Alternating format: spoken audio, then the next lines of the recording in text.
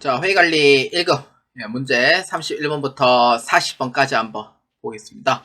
자, 회의관리 1급 문제 31번입니다. 주식회사 3일은 액면금액 5,000원인 주식 100주를 주당 6,000원에 발행하였으며 신주 발행비로 5,000원이 지출됩니다. 주식의 발행이 주식회사 3일의 재무제표에 미치는 영향으로 가장 옳은 것은 입니다. 자, 봅시다.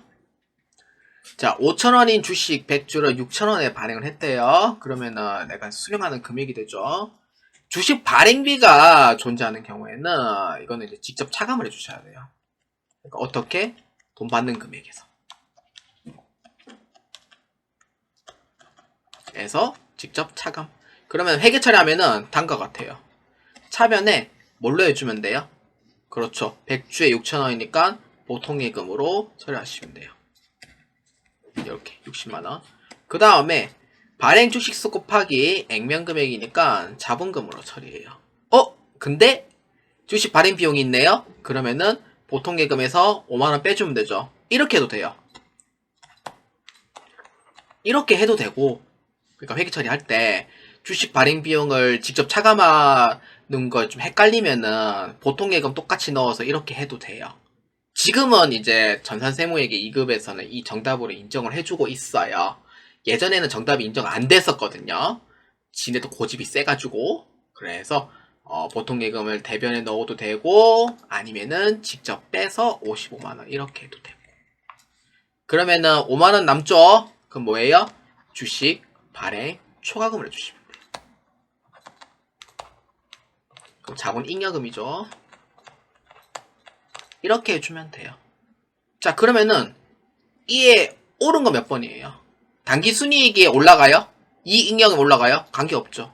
자본 총액은 얼마 올라가요? 그렇죠. 55만원이 올라가는 게 맞는 거죠. 왜냐하면 자본금도 자본이고 주식 발행 초과금도 자본이고. 그러면은 자산 총액이 어떻게 돼요? 보통예금 60만원이에요? 아니죠. 주식 발행 비용이 있으니까 55만원이 올라간다는 게 올바른 표현이 되죠. 그렇기 때문에 31번에다 몇 번이에요? 맞습니다. 3번으로 체크해 주시면 되겠습니다. 자, 회의관리 1급 문제 32번입니다. 다음 중 자본에 관한 설명으로 가장 올바르지 않은 것은 입니다. 자, 자본입니다. 자, 1번 한번 봅시다. 매도가는 증권 평가 손익 지분법 자본 변동 자기 주식 처분 손익은 기타 포괄 손익 누계에게 해당한다. 지분법 손익이라고 있는데 사실 이것도 이제 잡조정 중 하나고 틀린 게 있죠. 뭐예요? 이 부분. 자기 주식 처분 손익은 처분 손실은 어디로 가야 돼요? 그렇죠. 자본 조정이죠. 근데 처분 이익은 어디로 가야 돼요? 그렇죠. 자본 잉여금입니다. 그래서 소속이 달라요. 그래서 맞아요, 틀려요? 결론은 틀렸다. 네, 이렇게 이제 보면 됩니다. 자, 그 다음에 2번. 주식을 액면 금액 이하로 발행한 경우 액면 금액에 미달하는 금액은 주식 할인 발행 차금으로 회계 처리한다. 맞아요, 틀려요? 맞는 얘기죠. 그렇죠. 액면 금액 미달하는 경우에는 주식 할인 발행 차금으로 회계 처리하도록 되어 있습니다. 맞습니다. 자, 그 다음 3번.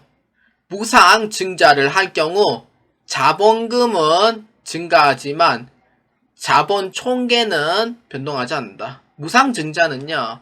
그러니까 자본 잉여금에 그 자본 전입을 예를 들어 설명하면 돼요. 어떤 거냐면은 주식 발행 초과금을 자본금을 바꾸는 거예요. 그래서 차변에 주식 발행 초과금을 대변에 있던 걸 차변으로 옮기고 대변에 자본금 이렇게 해서 옮기는 방법. 이렇게 바로 그 무상증자라고 이렇게 부릅니다. 그래서 자본 총계는 변화한 게 없어요. 왜냐? 자산에서 자본이 내려가고 자본에서 올라가는 구조를 갖고 있으니까 줄이 어떻게 돼요? 그렇죠. 플러스 마이너스 제로가 되는 거죠. 그래서 3번은 맞다 이렇게 보면 됩니다. 자, 그 다음에 4번. 자본 잉여금은 이익 잉여금과 달리 자본 거래에서 발생하므로 손익계산서를 거치지 않고 자본 계정에 직접 차감한다. 자, 문제 잘 읽어보셔야 돼요. 자본 잉여금은 이익잉여금과 다릅니다. 이익잉여금은 그 손익거래, 즉 단기 순손익을 의미를 해요. 그러면은 자본거래에서 발생하는 것도 맞고요. 손익계산서 거치지 않는 것도 맞아요. 왜냐? 자본에 증가시키기 때문에 그런 거죠. 그래서 직접 가감된다는 게 맞아요? 틀려요? 맞는 얘기가 됩니다. 그래서 이해 옳지 않은 건 몇 번? 1번으로 체크해 주시면 되겠습니다. 자, 회계관리 1급 문제 33번입니다. 다음 중 손익계산서 작성 기준 및 양식에 관한 설명으로 가장 올바르지 않은 것은 입니다. 자, 손익계산서 작성 기준입니다. 또는 양식을 물어봐요. 자, 1번입니다. 손익계산서의 항목인 수익을 인식하는 데 있어 현금의 수치를 기본으로 한 현금주의를 적용한다. 맞아요? 틀려요? 아니죠. 현금주의는 현금 흐름표에만 해당이 돼요. 그래서 이거는 발생주의를 적용하는 거죠. 그래서 1번은 틀렸습니다. 자, 그 다음 2번. 수익과 비용의 대응 원칙에 따라 그러니까 수익을 창출하기 위하여 발생한 비용은 관련 수익이 인식되는 기간에 인식한다. 그렇죠. 수익에 인식되는 기간은 비용도 똑같이 인식을 해라 라는 의미가 돼요. 그래서 맞습니다. 그 다음 3번. 구분계산의 원칙이란 손익계산서의 매출 총손익, 영업손익, 법인세 차감 전 계속사업 순손익, 중단사업 손익 및 단기 순손익의 5가지로 구분손익계산을 표시하는 것을 말한다. 솔직히 33번에 이런 해당하는 부분은, 특히 3번에 이제 해당하는 부분에 대해서는 사실 이제 3번 같은 경우에는 중단사업 손익 및 단기 순손익이에요. 그래서 이거는 이제 엔드라기보다는 OR이죠. 예. 근데 사실 중단 사업 손익 또는 단기 순손익이라 하는 게 오히려 맞는 표현인 것 같아요. 저 같은 경우에는. 그러니까 중단 사업 손익은 말 그대로 해산을 하는 거고 폐업을 하는 셈이 되는 거고, 그래서 단기 순손익은 계속 기업의 가진 거에서 하는 거고, 그래서 이제 구분 표시는 맞다 이렇게 보면 됩니다. 자, 그 다음 4번. 수익과 비용의 총액을 기재하는 것을 원칙으로 하고 수익과 비용의 항목을 상계하여 그 전부 또는 일부를 손익계산서에서 제외해서는 안 된다. 그렇죠. 상계금지 원칙이죠.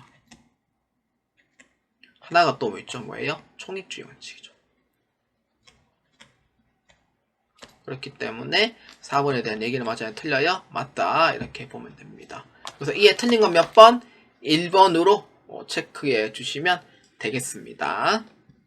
자, 회계관리 1급 문제 34번입니다. 다음은 유통업을 영위하는 주식회사 3일의 수익 관련 자료입니다. 다음 자료에 의하여 영업이익을 구하면 얼마인가? 입니다. 자, 이 문제는 그 손익계산서 계산 구조를 알고 계셔야 돼요. 영업이익까지 도달하는 거. 그러니까 첫 번째는 순매출액에서 매출원가를 빼면은 이제 물건의 마진, 매출 총 손익이 나와요. 여기에서 판매비와 관리비를 빼면은 뭐예요? 영업손익이 나와요. 그래서 이런 셈이 된다라고 보면 돼요. 자, 그래서 일단은 매출 총 손익이 얼마인지 나와 있어요. 나와 있고 여기에서 우리가 찾을 부분은 판매비와 관리비 소속되어 있는 부분을 정확하게 찾으면은 그 답을 찾을 수가 있습니다. 자, 볼까요? 유형자산 처분 손실은 해당이 돼야 안 돼요? 영업의 비용 안 되죠. 주식 할인 발행 차급 상각은 자본 조정. 법인세 비용은 말 그대로 법인세. 광고 선전비 판관비 맞습니다. 외환산 이익은 영업의 수익. 접대비 맞고요. 매너가는 증권 평가 이익은 자본에 해당이 됩니다. 그래서 판관비는 이 두 개만 해당이 돼요. 그러면 230만원에서 40만원만큼 빼면 되죠. 그래서 얼마? 190만원이더라. 이렇게 보면 됩니다. 34번에 답 몇 번이에요? 그러면은 그렇죠. 정답은 4번으로 체크해 주시면 되겠습니다. 접대비는 24년도 이름이 바뀌었어요. 기업 업무 추진비로. 그래서 이거는 문제가 23년도라서 아직도 접대비 이름을 쓰고 있는 것 뿐입니다. 자, 회계관리 1급 문제 35번입니다. 다음 중 일반 기업 회계 기준상 수익 인식 기준에 관한 설명으로 가장 옳은 것은? 입니다. 자, 수익 인식 기준에 대한 설명입니다. 자, 1번 한번 봅시다. 자, 위탁 매출은 수탁자에게 상품을 발송한 시점에 수익으로 인식한다. 맞아요? 틀려요? 아니죠. 수익으로 인식하려면은 수탁자에게 상품을 발송한 시점이 아니고 뭐예요? 수탁자가 제3자에게 판매를 했을 때 그때 이제 수익으로 인식되는 과정이었다 라고 보면 되죠. 그래서 1번은 아닙니다. 자, 그 다음 2번 상품권을 할인 발행하는 경우 상품권 판매 시점에 할인 발행 금액을 수익으로 인식한다. 이거 틀렸습니다. 이거는 그 물건하고 이제 판매를 해서 이제 상품권을 회수했을 때 수익으로 보고요. 그리고 할인 발행했는 시점 자체가 수익으로 인식이 안 돼요. 그리고 오히려 비용으로 처리하는 부분이 이제 맞고요. 그래서 35번에 2번은 아닙니다. 상품권 회수했을 때 그때 수익을 인식하는 거고요. 그 다음 3번 자산 수중 이익은 회사의 주된 영업활동의 결과인 수익으로 보일 수 있다. 맞아요? 틀려요? 영업활동이에요? 자산 수중 이익이? 아니죠. 뭐예요? 영업 외수익인 거죠. 옛날 이름은 이제 그 특별수익이라고 불렀고요. 2008년도 들면서 영업의 수익으로 흡수가 됐습니다. 그래서 이건 영업활동과 관련되어 있는 부분이 또 아니에요. 그래서 틀렸습니다. 그 다음 4번 반품 판매의 경우 판매 시점에 반품이 예상되는 매출액 해당하는 금액을 환불 충당부채로 설정한다. 반품 판매 가능의 경우에는 반품 예상액의 매출액이죠. 얘 수익 인식 기준이 언제예요? 반품 기간이 이제 만약에 종료가 됐을 때 수익 인식한 방법이 있고, 만약에 그 전에 이제 반품 기간에 판매 약정을 하면은 그때 수익으로 인식되는 경우가 있죠. 근데 그 전에 이제 해당하는 부분에 이제 반품이 생길 수도 있잖아요. 충당부채로 설정하는 부분은 맞아요? 틀려요? 맞는 얘기가 됩니다. 그래서 수익 인식 기준에 대한 설명을 맞고요. 그래서 정답 몇 번? 4번으로 체크해 주시면 되겠습니다. 자, 회계관리 1급 문제 36번입니다. 주식회사 3일에 장기 도급공사의 내역은 다음과 같습니다. 총 공사 계약 금액이 1,800만원일 때 주식회사 3일이 2021년도에 인식하는 공사 수익은 얼마인가? 입니다. 단, 공사 진행률은 누적 발생 원가에 기초를 하여 산정합니다. 자, 총 공사 예정 원가가 1,200만원, 1,500만원, 1,550만원. 그러니까 이게 지금 여기서 이제 100%가 지금 이제 되는 거겠죠. 자, 그렇기 때문에 단기 발생 공사 원가가 300만원, 750만원. 예, 이렇게 되어 있습니다. 자, 일단 첫 번째는요. 일단 진행률을 이제 찾아야 되는데, 사실 공사 대금 청구액과 해소액은 아무 관계가 없고, 사실 이 부분 두 개만 해당이 돼요.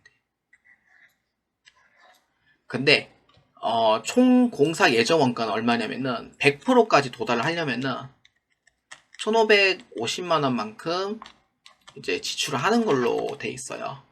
그리고 단기 발생 공사 원가를 다 합치면은 1,550만원이죠. 이렇게 해야 진척도가 100%가 나오는 거예요. 그러면은 각각 진척도를 찾으면 돼요.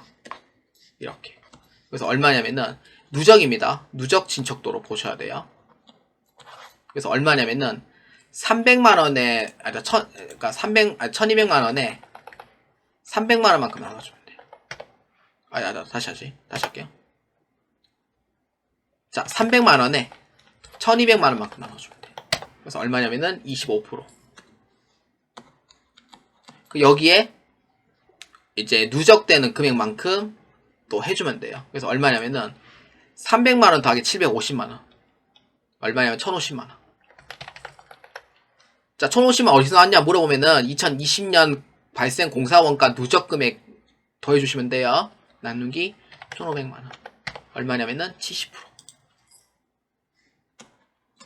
그 이거는 2022년도는 다 합치면 100% 이렇게 나오는 거예요.